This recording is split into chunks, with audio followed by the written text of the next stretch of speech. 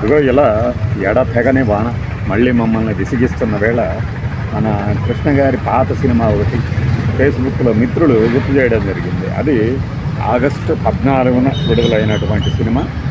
ఈ ఆగస్టు నెలలో 1991లో వచ్చింది, అల్లుడు దిద్దిన కాపురం. ఇది ప్యూర్గా కొడుకు దిద్దిన కాపురం అనే ఒక సినిమా సూపర్ హిట్ అయిన తర్వాత వచ్చినటువంటి సినిమా. దిగ్గజాలు ఉన్నారు ఇందులో. కృష్ణ గారు, శోభన, మోహన్ బాబు గారు, మానసానికి ఒక అమ్మాయి, డి సరోజాదేవి గారు చాలా రోజుల తర్వాత తెలుగు సినిమాల్లోకి ఎంట్రీ ఇచ్చిన సినిమా మళ్ళీ ఇది. అలానే ఈయనకి కృష్ణ గారే దర్శకత్వం వహించారు. ప్రభాకర్ రెడ్డి గారు కృష్ణ గారి తండ్రిగా నటించారు. జంధ్యాల గారు రచన చేశారు. వేటూరి సుందరరామూర్తి, సి నారాయణ రెడ్డి, సిరివెన్నెల సీతారామ శాస్త్రి వీళ్ళు పాటల రచయితలు కాక మన మ్యూజిక్ వచ్చి చక్రవర్తి గారు, శివకృష్ణ గారు ఉన్నారు. నాకు తెలిసి చారులత గారు అనుకుంటా ఒక చిన్న క్యారెక్టర్ చేశారు, ఇఫ్ ఐఎమ్ నాట్ రాంగ్. అలానే ఇంతమంది దిగ్గజాలు, గొలపూడి మారుతిరావు గారు, వినోద్ విలన్ పాత్రలు వేసిన వినోద్, గిరిబాబు గారు, కృష్ణ గారి ఆస్థానంలో ఉన్నటువంటి విద్వాంసులందరూ నటించిన సినిమా ఇది. 91లో వచ్చింది. అప్పుడే ఎంపీగా పోటీ చేస్తున్నారు కృష్ణ గారు. ఆ సినిమా షూటింగ్లోనే మోహన్ బాబు గారు వచ్చి కృష్ణ గారికి వ్యతిరేకంగా కామెంట్లు చేసి వచ్చి మళ్ళీ షూటింగ్లో కృష్ణ గారికి ఎదురుగా కృష్ణ గారు షార్ట్ చెప్తే నటించేవాళ్ళు. అది అంతా అంటే కృష్ణ గారి అభిమానానికి నిదర్శనం, అది ఆప్యాయతకు నిదర్శనం. కృష్ణ గారి వీడియోలో చేసుకొని మీకు పాలిటిక్స్ ఎందుకంటారు మన వాళ్ళు. అలా కుదరదు. దాని దారి దాందే, దీని దారి దీందే. ఇప్పటికి అల్లుడు దిద్దిన కాపురం గురించి గతంలో కూడా ఒక వీడియో చేసాం, ఇప్పుడు ఇంకొకసారి అన్నమాట. ఆ 91లో మేము అప్పుడు బాపట్లలో ఉన్నప్పుడు చూసాము ఈ సినిమా.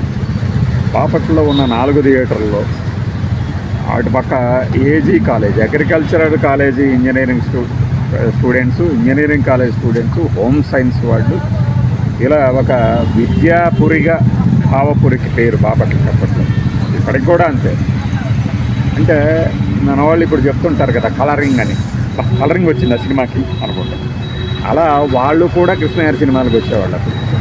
మేబీ ఈ వీడియో వాళ్ళు కనుక అప్పటి ఏజీబీఎస్సీ చదువుతున్న అమ్మాయిలు కనుక చూస్తే గుర్తొస్తాయి వాళ్ళు. ఈ కృష్ణ గారిది ఇది మల్లెల మాసం అనే ఒక పాట ఉంది ఇందులో.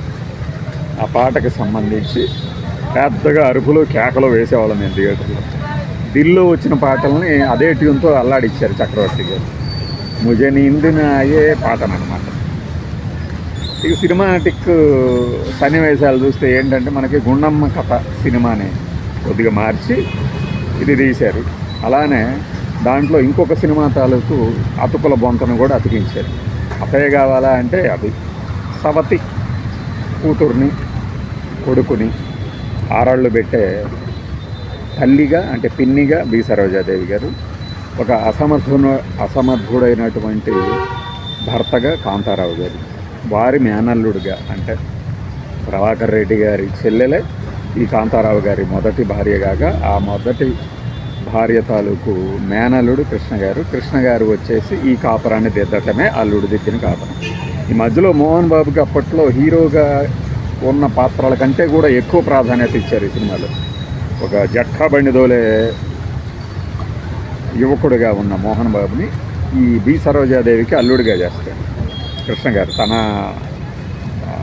ఏమంటారంటే తన పాత్రలో ప్రవేశపెట్టి తాను మాత్రం ఒక వీధి రౌడీలాగా మళ్ళీ ఒక మాయదారి అల్లుడిగాడు గెటప్లో కనిపిస్తాడు. అంతకు మించి అంటే చాలా మందకొడిగా సాగే కథనం అనిపిస్తుంది. కానీ ఇప్పుడు మళ్ళీ చూసినప్పుడు ఏంటంటే మనం అంత క్రూయల్గా సినిమాని ఖండఖండాలుగా చేయం కాబట్టి ఇప్పుడు అరే కాలక్షేపం సినిమా బాగుంది అనిపిస్తుంది. ఈ సినిమా అట్టర్ ఫ్లాప్ అయింది, ఇది మేము ఒప్పుకుంటాం. కానీ ప్రేక్షకుల్లో కృష్ణ గారి అభిమానులు అప్పట్లో విపరీతమైన అంచనాతో వచ్చి జారిపడినటువంటి కాపురంగా అల్లుడు దిద్దిన కాపురంగా ఈ సినిమా మాకు బాగా గుర్తు. ఆ ఒక్క అల్లుడు దిద్దిన కాపురంలో ఆ ఒక్క పాట ఏది ఇది మల్లెల మాసం అనే ఒక్క పాట కోసం మళ్ళీ మళ్ళీ చూసేవాళ్ళం. ఇంక మిగిలిన పాటల విషయానికి వస్తే వయసురా వలపురా అంటూ కృష్ణ గారు మందు తాగినట్టు అభినయిస్తూ 4-5 బికినీ భామలతో రొమాన్స్ చేస్తూ మందు కొట్టేసి ఇంటికి వచ్చి పడుకుంటే తండ్రిగా ప్రభాకర్ రెడ్డి గారు కొడుకు పట్ల బాధపడే ఒక పాత్ర.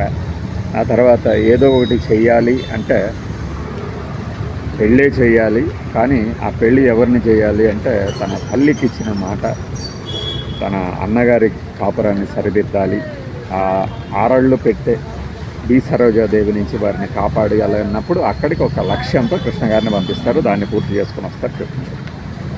ఇదే ఆ తర్వాత మళ్ళీ ఏమండి మళ్ళీ పెళ్లి చేసుకుందని కూడా వచ్చింది. గుర్తుంటే మన ఎడిటర్ మోహన్ గారు తీశారు, సుమను, వినీత్, రాశి, రామకృష్ణ. ఇట్లా ఒక పాత సినిమా నుంచి కొత్త సినిమాలు ఎలా తయారు చేయాలి అంటే ఈ సినిమాలు చూస్తే మీకు అర్థమవుతుంది. బాయ్.